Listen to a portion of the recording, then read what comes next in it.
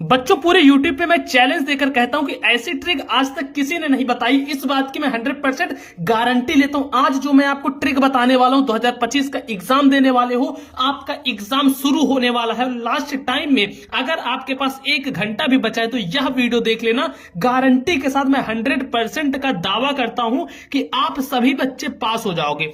एक चीज बस ये ध्यान रखना कि जो टॉपर बच्चे होंगे वीडियो को छोड़ के भाई आप चले जाओ, क्योंकि 1 घंटे में मैं आपको टॉपर नहीं बना दूंगा कि कहीं आप सोच कर आओ कि मैं आपको 90%, 95% या फिर 98% दिला दूंगा। तो ऐसा बिल्कुल नहीं होगा। लेकिन इस बात की मैं जरूर से गारंटी लेता हूं कि जो बच्चा 1 घंटे पहले भी देख कर जाएगा वो बड़े आसानी से पास हो जाएगा। इस चीज का मैं 100% गारंटी के साथ बोलता हूं। अगर उसने अभी तक कुछ भी नहीं पढ़ा है, पूरा एग्जाम बीत गया, पूरा टाइम बीत गया, पूरा साल बीत गया, उसने कुछ भी नहीं पढ़ा है, तो वह ये वीडियो देखे। बाकी अगर ये जो विद्यार्थी अगर वीडियो को देखना चाहते हैं तो बिल्कुल आप देख सकते हो सकता है आपके 2 नंबर, 4 नंबर, 5 नंबर एक्स्ट्रा में आ जाए। ठीक, 10-15 नंबर भी एक्स्ट्रा में आ सकते हैं।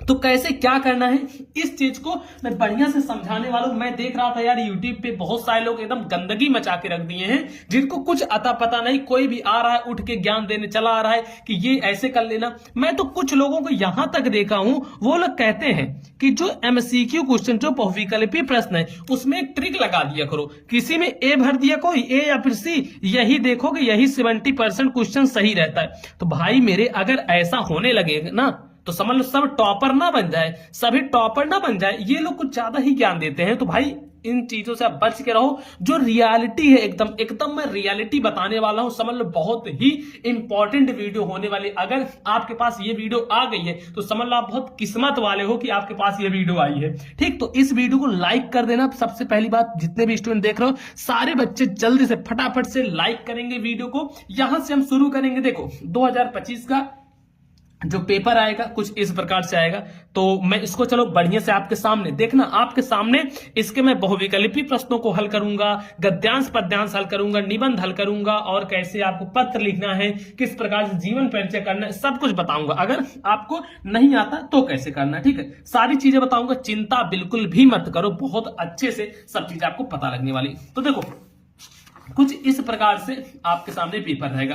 सबसे पहले तो ये बहुविकल्पी प्रश्न आपके सामने आएंगे। देख लो इस प्रकार से बहुविकल्पी प्रश्न आ रहे हैं। अब देखो अगर ऐसे बहुविकल्पी प्रश्न आएंगे तो इनको कैसे हल करोगे, इसका देखो इसका मैं एक तरीका बताऊंगा जो कि 95% केसेस में, 95 या फिर 99 कह लो, मैं कम ही मान के चलता हूं, 95% केसेस में वर्क करता है। ठीक है, वर्क करता है ये 95% केसेस में। तो आखिर क्या चीज है वो चलो मैं आपको बता देता हूं कि किस में वर्क करता है। सबसे पहले जो बहुविकल्पी प्रश्न रहेंगे आप उनमें देखोगे कि उसमें 4 ऑप्शन दिया रहता है, ए, बी, सी, डी।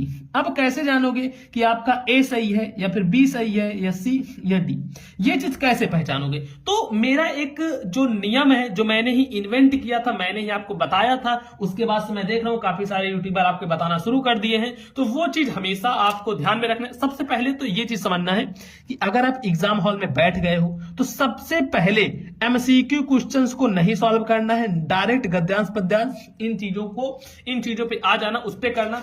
ये जो ओएमआर सीट मिलेगी इस पर नहीं करना है। ठीक, अब आखिर करना कैसे है ये समझो, कहां पे करना है।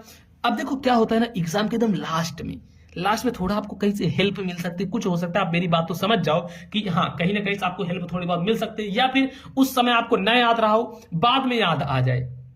ऐसा हो सकता है, बिल्कुल हो सकता है कि बाद में याद आए। तब देखो जब आपको बाद में याद आएगा तो आप एमसीक्यू कर लोगे। लेकिन अब क्या हुआ, टाइम भी बीत गया, अब बाद में याद भी नहीं आ रहा है। फिर यहां से मेरी ट्रिक काम करेगी, कोई ऐसा ऑप्शन जिसमें हो कि इनमें से सभी, ठीक है, ध्यान से देखते चलो, इनमें से सभी, ये एक फर्स्ट ऑप्शन हो गया कि एक केस हो गया कि कोई ऐसा ऑप्शन रहे जहां पर ऐसा लिखा रहे इनमें से सभी, और दूसरा जो है वह इनमें से कोई नहीं, ऐसे रहे इनमें से कोई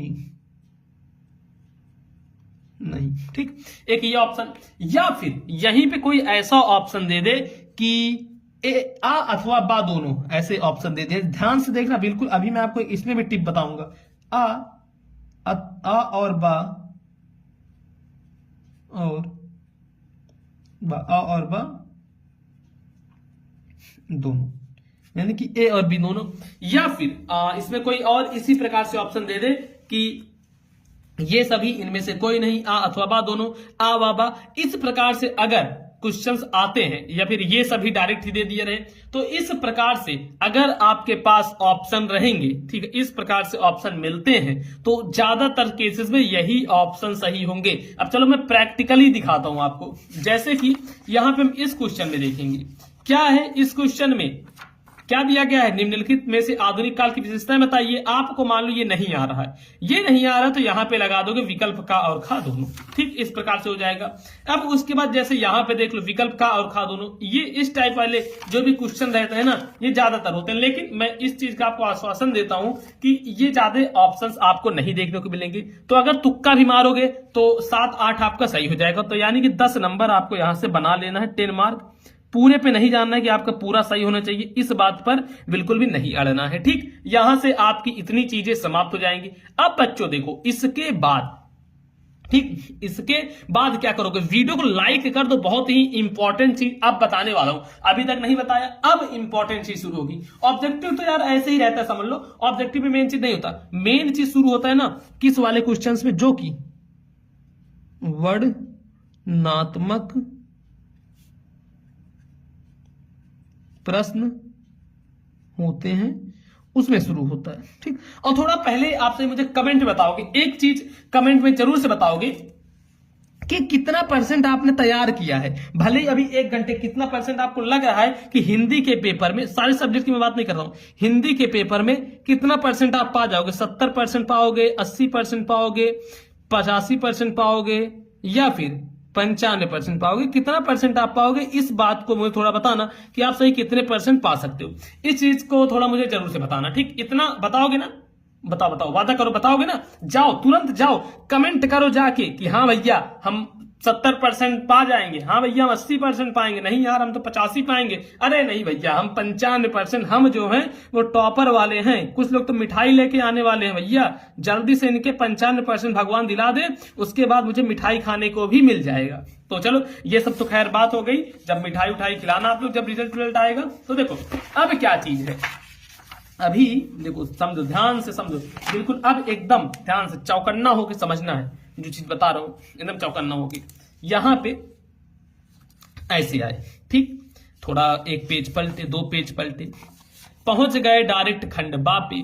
21 नंबर क्वेश्चन कह रहा है निम्नलिखित गद्यांशों में से किसी एक के नीचे दिए गए प्रश्नों के उत्तर लिखने हैं। तो सबसे पहले खंड बा है 21 नंबर क्वेश्चन। तो इससे भी पहले एक पटरी से यहां पे ऐसे लाइन खींच लेना। मेरे पास देखो ये है पटरी, जो कि बहुत पुरानी है, करीबन 7, 8, 9 साल की हो चुकी होगी ये पटरी, ठीक। तो चलो इससे यहां पे हम लाइन खींच देते हैं। खैर पुरानी से मतलब है ना, हाथ से मत खींचने लगना लाइन कि नहीं, चलो हम हाथ से खींच देते हैं, हमारे पटरी का पैसा बच जाएगा। तो ये 10-15 रुपए बचाने के चक्कर में आप अपना ये जो बोर्ड एग्जाम है उसको मत खराब कर दें, ठीक बच्चों। ये चीज जरूर से आपको ध्यान रखना है। कुछ लोग क्या होते हैं ना, अपना पैसा बचाने के चक्कर में सोचते हैं कि हमारे पैसे ना लगे, हम ऐसे ही कुछ भी कर दें। तो ये इस चीज से बचना है। अब इतना करने के बाद यहां पे डालना है खंड बा, इधर हेडिंग डालें ऐसे, खंड बा हेडिंग डाल दी, ठीक, खंड बा हेडिंग। उसके बाद ये कौन सा क्वेश्चन है, 21 नंबर क्वेश्चन है ना, 21 नंबर क्वेश्चन है। तो डालो प्रश्नोत्तर संख्या 21, ऐसे प्रश्नोत्तर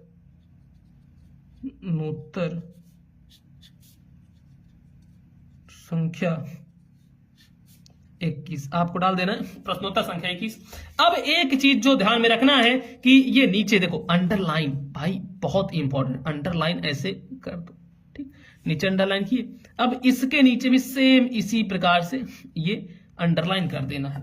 इतना कर दोगे ना, समझ गए कि नहीं, ऐसे ही करना है, ध्यान रखना इसी प्रकार से। अब चलो मुझे क्या है, ये नहीं आता गद्यांश, तो अब ये गद्यांश अगर नहीं आता या फिर ये वाला गद्यांश, जैसे अब देखूंगा इसमें से थोड़ा इजी कौन सा, छोटा कौन सा है। छोटा हमें ये वाला लगा, खा वाला। तो यहां पे संकेत लिखना है, देखो ऐसे डाल दो संकेत, ठीक बच्चों, ऐसे संकेत डाले। अब संकेत में ये लिखना है कि ये कौन सा वाला गद्यांश कर रहे हो, ताकि जो एग्जामिनर है उसको पता लग सके कि भैया कौन सा गद्यांश कर रहे हो। जैसे कुसंग का ज्वर सबसे भयानक होता है, तो यहां पे लिखो कुसंग का ज्वर, ऐसे लिखो कुसंग का ज्वर, फिर यहां पे डैश डैश, ठीक है, कुसंग का ज्वर डैश डैश। अब सबसे लास्ट में क्या लिखा गया है कि और उठाती जाएगी, और उठाती जाएगी, तो ऐसे लिखो और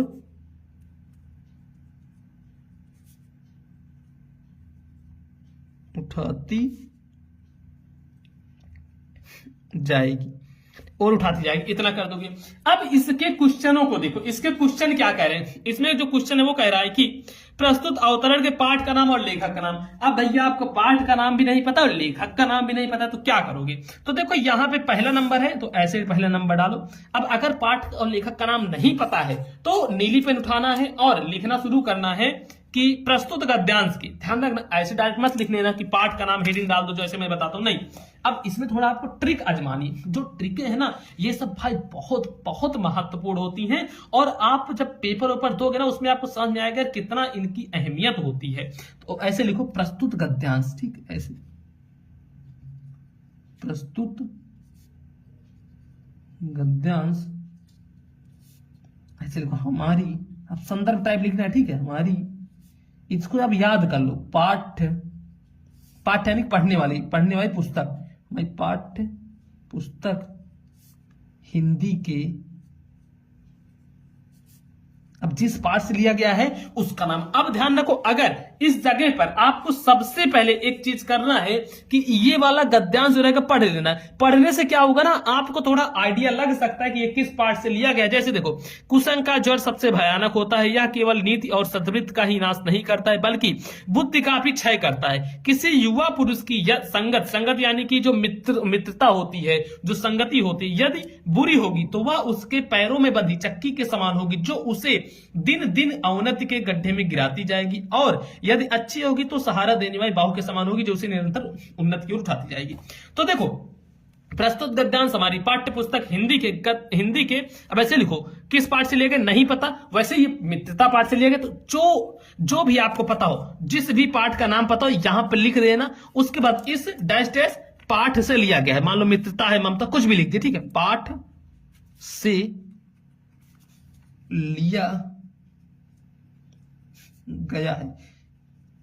जैसे देखो इंस्टाग्राम पे आपने बदमाश देखे हैं ना भाई, ये 14-14 साल के लड़के एकदम बदमाशी वाला गाना लगाते हैं, एकदम बहुत देखे होगे। तो उसी प्रकार से मतलब रहता कुछ नहीं लेकिन दिखाते बहुत ज्यादा है। तो बस आपको भी क्या है, नहीं आ रहा है तो कोई बात नहीं, उसको दिखाओ कि हाँ हमें सब कुछ आता है। काली नीली पेन का इतना बढ़िया से इस्तेमाल कर लो कि टॉपर भी एक बार की शर्मा जाए कि यार मैं ही लगता है गलत लिख रहा हूं। ठीक, ऐसे ही आपको एकदम बना बना के लिखना है। फिर उसके बाद इसके लेखक, ऐसे लिखो, इसके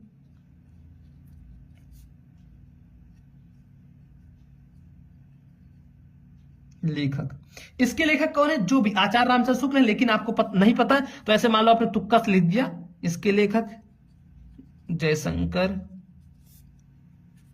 प्रसाद है। ठीक, ऐसे लिख दिए। अब उसके बाद देखो आएगा यहाँ पे व्याख्या करने का। अब जैसे देखो यहाँ पे रेखांकित अंशों की व्याख्या करनी, तो आपने हेडिंग ऐसे डालना है सेकंड नंबर की व्याख्या। और व्याख्या में कुछ नहीं करना है, कुछ नहीं मतलब ऐसे छोड़ नहीं देना है, कुछ नहीं करना। ये जो पूरा लिखा गया है ना, यही पूरा उतार डालना है। बस शुरू में एक लाइन जो मैं बता रहा हूं वो चीज लिख देना। ये लिखना है कि प्रस्तुत गद्यांश में लेखक कहते हैं कि, स्टार्टिंग में यहीं से ऐसे लिख दोगे, प्रस्तुत गद्यांश में लेखक कहते हैं कि, प्रस्तुत गद्यांश में लेखक कहते हैं कि, फिर पूरा यही जो मैं लिखा था उसको यहीं पे अच्छे से उतार डालना है। उसके बाद आएगा थर्ड क्वेश्चन आएगा। थर्ड क्वेश्चन में यहां पे देखो, इसमें एक क्वेश्चन पूछेगा आपसे। अब क्वेश्चन क्या पूछ रहा है इस चीज को आपको समझना पड़ेगा। युवा पुरुष की संगत के बारे में क्या कहा गया है, तो वो चीज आपको यहीं पे लिखा मिल जाएगा कि किसी युवा पुरुष की संगत यदि बुरी होगी तो वह उसके पैरों में बंधी चक्की के समान होगी, जो उसे दिन प्रतिदिन अवनति के गड्ढे में गिराती जाएगी। बस यहां से लेके पूरा यहां तक बढ़िया से लिख देना। ऐसे ही करना है बच्चों, ठीक, ऐसे ही आपको चीजें करनी है यार। मैं जैसे बताता हूं ना बढ़िया एकदम ऐसे ही लिखो यार। बहुत ज्यादा आपको परेशान नहीं होना कि भैया कैसे करेंगे कैसे नहीं, जैसे ही बता रहा हूं ऐसे करो।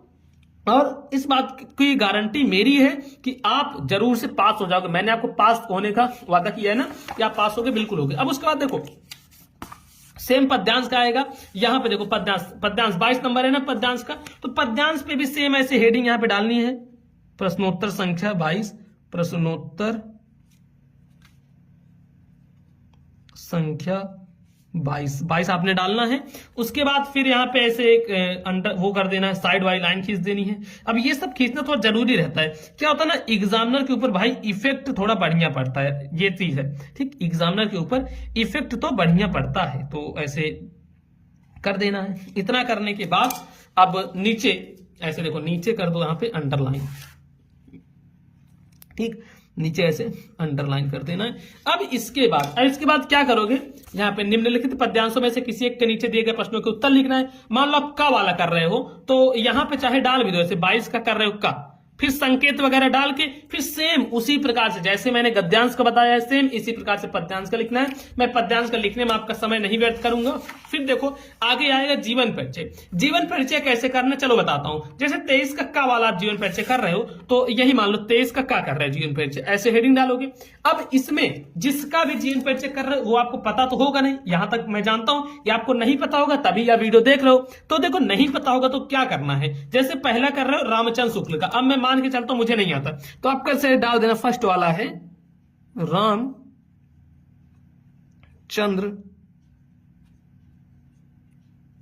शुक्ल, ठीक, आपने डाल दिया रामचंद्र शुक्ल। अब इतना करने के बाद यहां पे ऐसे करो, देखो नाम, ठीक, जन्म, फिर डालो जन्म स्थान, फिर माता पिता। अगर पता है तो ये चीजें, अब देखो अगर ये चीज पता है तब ऐसे लिखा जाता है, और अगर नहीं पता तो यहां पे एक हेडिंग डालो सिंपल सा, जीवन परिचय। अब जीवन परिचय आपने डाला। अब जीवन परिचय आपको नहीं पता है, मैं जान रहा हूं, तो इनका जैसे रामचंद्र शुक्ल का लिख रहे हो तो शुरुआती अक्षर, जो शुरुआती अक्षर होता है उसमें लिखना है रामचंद्र शुक्ल। ऐसे देखो लिखो कि महान लेखक, ऐसे लिख दो महान, मैं बना के लिख रहा हूं महान लेखक रामचंद्र शुक्ल है तो इनका पूरा नाम ऐसे लिखो, बना के लिखना आचार्य रामचंद्र शुक्ल जी का हिंदी में बहुत योगदान था, इसी प्रकार से शुक्ल जी का हिंदी में बहुत बड़ा योगदान था। अब ऐसे इनके बना के, जब ये बचपन में छोटे थे तो इनको पढ़ने का बहुत शौक था और ये बहुत ही शिक्षा ग्रहण कर लिए थे, और जब एक दिन ये गुरु से मिले, मतलब ऐसे कुछ भी बना के लिखना है। मैं गारंटी के साथ कहता हूं बच्चों, गारंटी के साथ 10 नंबर का जीवन परिचय है ना, तो 10 में 10 नहीं मिलेगा, लेकिन हाँ 6 नंबर 7 नंबर आपको मिल जाएगा, जैसे ये तरीका। अब काफी सारे बच्चे क्या होंगे ना, उनको नहीं आता छोड़ के चले जाते। अरे भाई अगर छोड़ोगे तो तुम्हें 0 नंबर मिलेगा, लेकिन जैसे मैं तरीका बताऊं उसको कर लोगे तो 5 नंबर 6 नंबर तो पा जाओगे ना यहाँ पे। तो ये चीज आप समझने की कोशिश किया करो। अब देखो इसके बाद फिर ऐसे आता है संस्कृत का गद्यांश पद्यांश करने का। सेम संस्कृत का भी गद्यांश पद्यांश ऐसे करना है। लास्ट का देखो जो निबंध वगैरह करने का आता है ना, निबंध जब भी करना उसका देखो याद रखो रूपरेखा, रूपरेखा बढ़िया से लिखी होनी चाहिए, ठीक। अब तभी आपको पूरे नंबर मिलेंगे। तो मेरा जो कहने का मतलब ये है, ठीक, मेरा कहने का मतलब ये, अगर आपको कुछ भी नहीं आता है, ठीक, कुछ भी नहीं आता है तो सारे पेज भर के आओ, सारे पेज भर के आओ। और भरने का मतलब ये नहीं है कि हिंदी पूछा गया है तो वहां पे आप मैथ लगा के आ रहे हो, नहीं।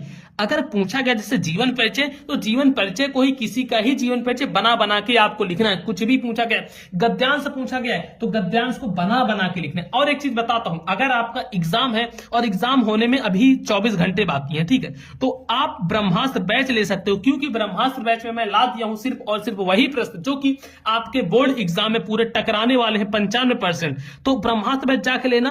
अब काफी सारे बच्चों के मन में होगा भैया एक दिन हम कैसे पढ़ेंगे, तो देखो एक दिन यानी यानी कि 24 घंटे आपको पूरे नहीं देने, 8 से 9 घंटे की पूरी सीरीज है। उसमें अगर 8 से 9 घंटे आप पढ़ लेते हो, ठीक, 8 से 9 घंटे का ही पूरा पीडीएफ है, उसको पढ़ लेते हो, तो सिर्फ वही क्वेश्चंस देखने को आपको मिलेंगे बोर्ड परीक्षा में। अब वो क्वेश्चंस कहां से लिए गए हैं, मेरे पास 35 पेपर है, मतलब प्रीवियस ईयर क्वेश्चन पेपर है, जहां से क्वेश्चंस उठाए गए हैं। मैं देखा हूं, ऑब्जर्व किया हूं कि कहां से क्वेश्चन पूछे जाते हैं, तब जाके सारे क्वेश्चंस आपके लिए बनाएंगे। तो ये कर लेना, और ध्यान रखना इस वीडियो को अपने उन दोस्तों के साथ शेयर करना जो दोस्त, मतलब जो उन दोस्तों को ये लग रहा है कि भाई मैं फेल हो जाऊंगा। नहीं, आप फेल नहीं होगे। और देखो, ब्रह्मास्त्र बैच कहां से लोगे, इसके लिए मोबाइल पर स्कूल ऐप डाउनलोड करो, ऐप या फिर डिस्क्रिप्शन बॉक्स में नीचे लिंक मिल जाएगी, ऐप डाउनलोड करना है।